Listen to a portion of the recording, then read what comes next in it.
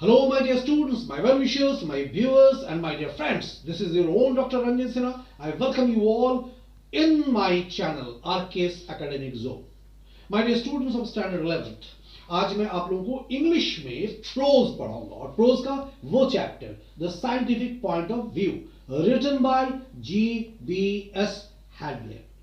तो हैडलिन के बारे में हमें बता देना है कुछ, लेकिन मैं क्लास में बताऊंगा और इस प्रोज के बारे में बताऊंगा। लेकिन इससे पहले आप लोग चलिए मेरे क्लास में सेटल हो जाइए, मैं भी वहां आता हूं और आप लोग के साथ अपनी पढ़ाई शुरू करते हैं। चलिए, hello everyone, welcome to my classroom. चलिए, आज जो प्रोज हम लोग पढ़ेंगे, जितने भी स्टैंडर्ड 11th के स्टूडेंट्स हैं वो ध्यान से सुने।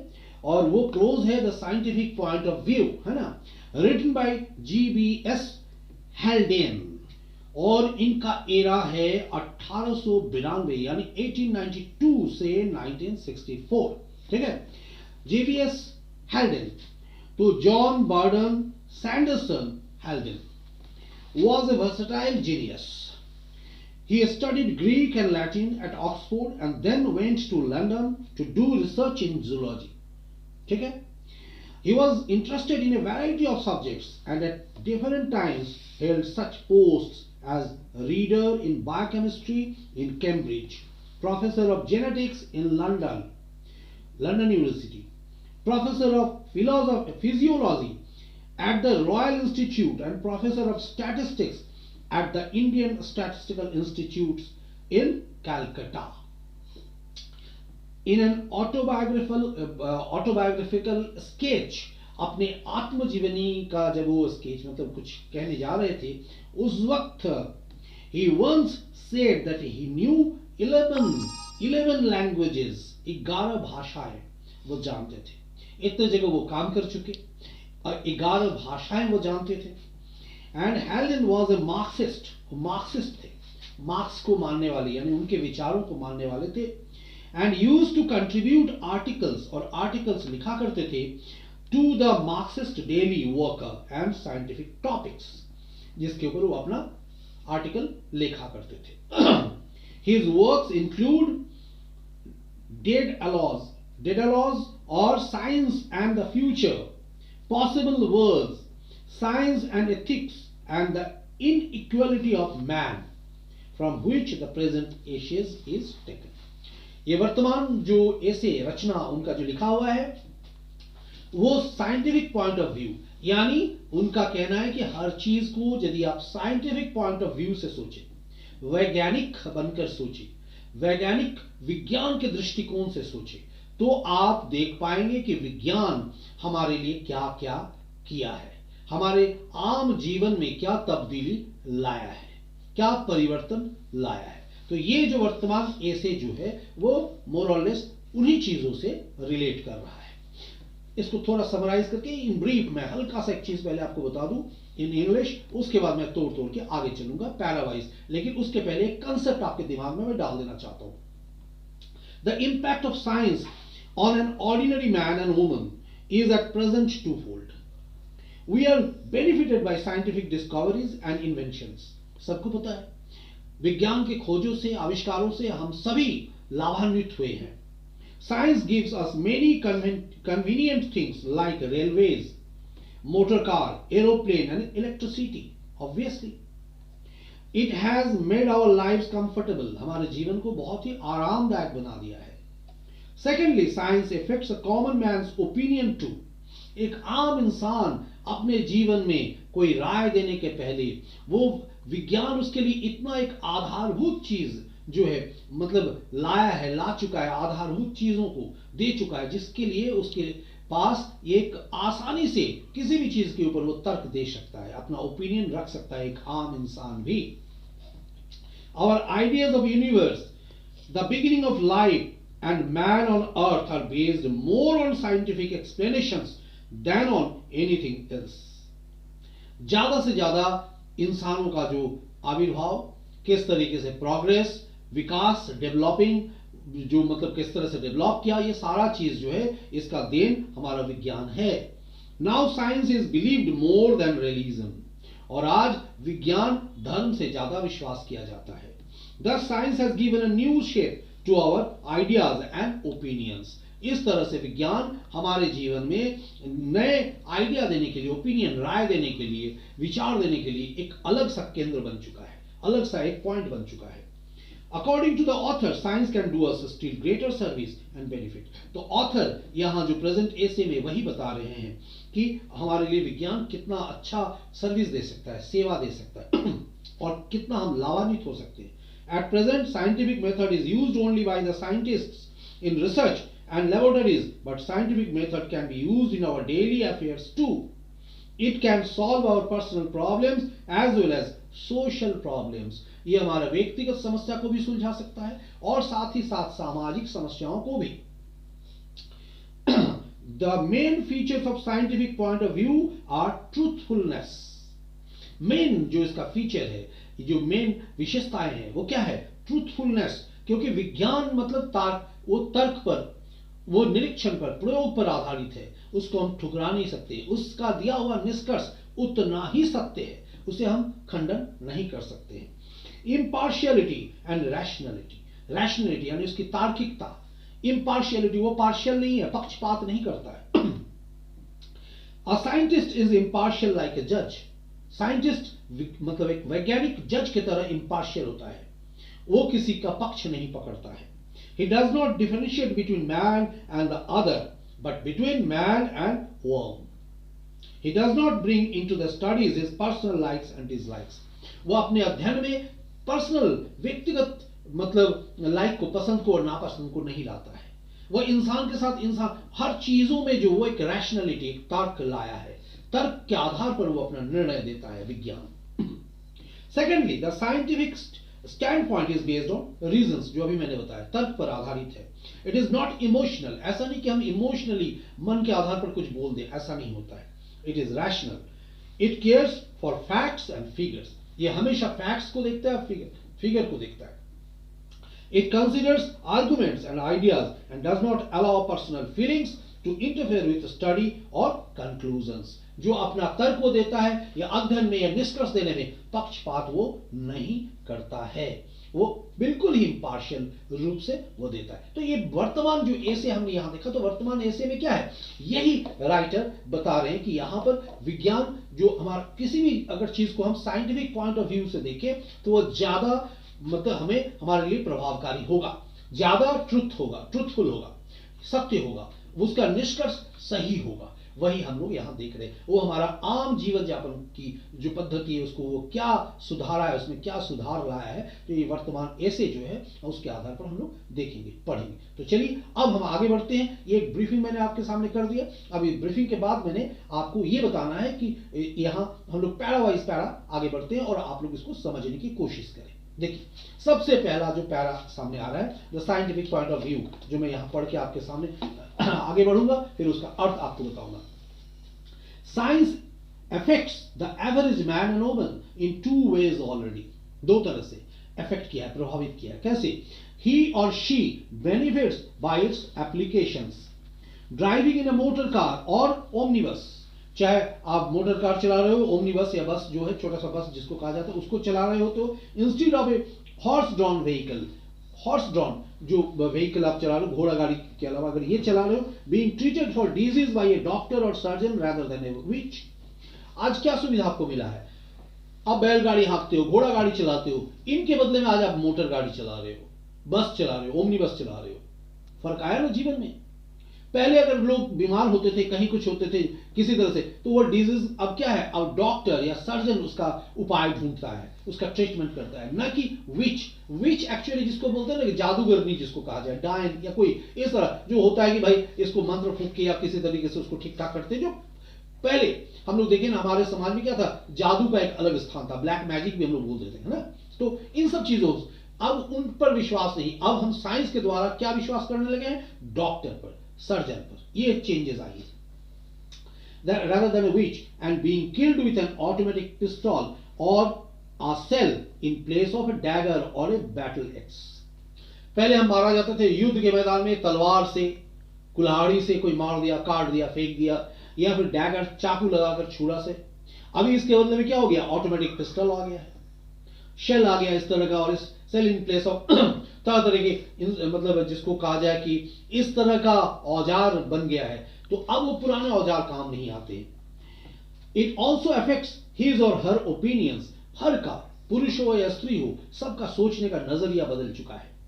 Almost everyone believes that the earth is round, हर लोग ये विश्वास करने लग गए हैं कि पृथ्वी जो है गोल है। And the haven nearly empty, और वो जो स्वर्ग जो है वो खाली है। इंस्टीड ऑफ सॉलिड, कि लोग इंस्टीड ऑफ सॉलिड के बदले में ये सोचने लग गए कि नहीं वहां तो कुछ भी नहीं है, ठोस के बदले में ये सोचने लगे। And we are beginning to believe in our animal ancestry and the possibility of vast improvements in human nature by biological methods. और सबसे पहले हम लोग ये भी सीख लिए हैं, जानना शुरू कर दिए हैं कि किस तरीके से जो believes in our animal ancestry, ये जो जानवर इनके पूर्वज कैसे थे, इनके बारे में हम लोग पता लगाना शुरू कर दिए, जानना शुरू कर दिए। And the possibility of vast improvements, बहुत अधिक जो संभावनाएं परिवर्तन की, कैसे in human nature by biological methods, जैविकीय पद्धति से जो परिवर्तन दिखा है उस सब मानना हमने शुरू कर दिया है। ठीक है, यानी नर नारी के जो बीच में, चाहे वो नर नारी मतलब पुरुष हो या स्त्री हो, हर का विचार जो है वो विज्ञान उसे बहुत ज्यादा प्रभावित कर चुका है आम जीवन यापन को। But science can do something far bigger for the human mind than the substitution of one set of beliefs for another or the inculcation of scepticism regarding accepted opinions. It means क्या है, परंतु विज्ञान मानव मन के लिए एक प्रकार की मान्यताओं के स्थान पर दूसरी प्रकार की मान्यताओं का प्रतिस्थापन करने या मान्य विचारों के बारे में संशय उत्पन्न करने के भी कहीं बड़ा कार्य कर सकता है। संशय, स्पेक्टिसिज्म मतलब क्या है, संशयवाद जिसको बोले, और इनकल्केशन यानी मन में बैठाना, ये बैठ चुका है कि but science can do something far bigger, विज्ञान जो है इससे कहीं ज्यादा कुछ कर सकता है for the human mind than the substitution of one set of beliefs for another or the inculcation of scepticism regarding accepted opinions. It can gradually spread among humanity as a whole, the point of view that prevails among research workers and has enabled a few thousands men and a few dozen women to create the science on which modern civilization rests. It means क्या है, यह धीरे धीरे समस्त मानव जाति में वह दृष्टिकोण फैला सकता है जो अनुसंधानकर्ताओं के बीच विद्यमान है, वह सारा चीज, और जिसके कारण कुछ हजार पुरुषों और कुछ दर्जनों महिलाओं ने उस विज्ञान की रचना में सहायता की है जिस पर आधुनिक सभ्यता आधारित है। जो हमारा मॉडर्न सिविलाइजेशन है जिस पर आधारित है, वो मान्यता को हम लोग स्वीकार करने लग गए हैं, मानने लगे हैं। For if we are to control our own and one another's actions as we are learning to control nature, जैसे हम लोग सीख रहे हैं नेचर को कंट्रोल करना, कि कैसे, जैसे हम लोग देखते हैं पॉल्यूशन बढ़ रहा है, हम पॉल्यूशन को रोक सकते हैं, है ना, तो कैसे रोक सकते हैं, इसके लिए विज्ञान भी एक आधार बना है।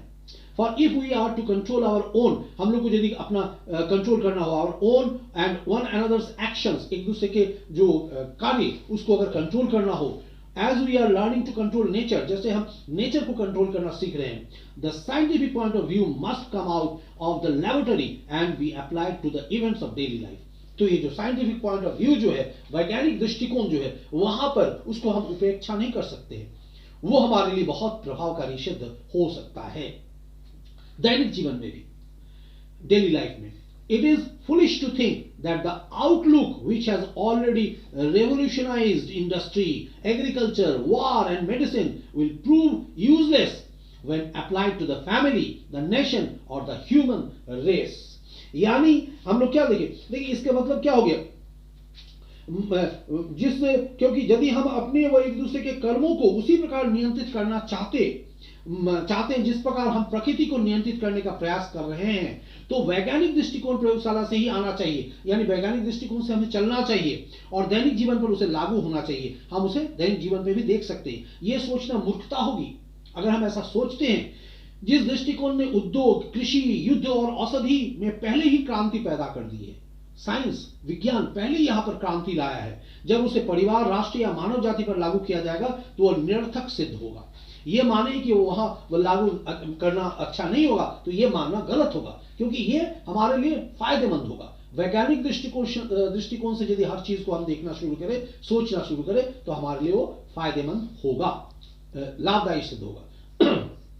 Unfortunately, the growing realization of this fact is opening the door to innumerable false prophets who are advertising their own pet theories in sociology as scientific.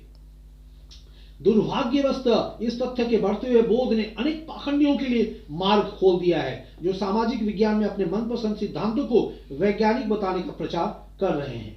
ये यहां पर इनका मानना है। Science is continually telling us through their mouths that we are doomed unless we give up smoking, adopt or abolish birth control and so forth. यानी उनके मुख से विज्ञान हमें लगातार बता रहा है कि जब तक हम तंबाकू पीना ना छोड़ेंगे, परिवार नियोजन नहीं करेंगे या समाप्त नहीं करेंगे, हम आदि अगर ये नहीं होता है तो हमारे लिए विनाश हो जाएगा, खत्म हम होंगे। मेरा उद्देश्य यानी now it is not my object to support any scientific theory. Writer कह रहे हैं कि मेरा ये मानना नहीं, माई ऑब्जेक्ट, मेरा उद्देश्य सिर्फ ये नहीं है कि मैं किसी भी वैज्ञानिक थ्योरी को मानूं, but merely the scientific standpoints, लेकिन वैज्ञानिक दृष्टिकोण बल्कि उन पर जो वैज्ञानिक दृष्टिकोण पर फोकस करे उसको मानना मेरा उद्देश्य है, मैं उसको मानना चाहता हूं।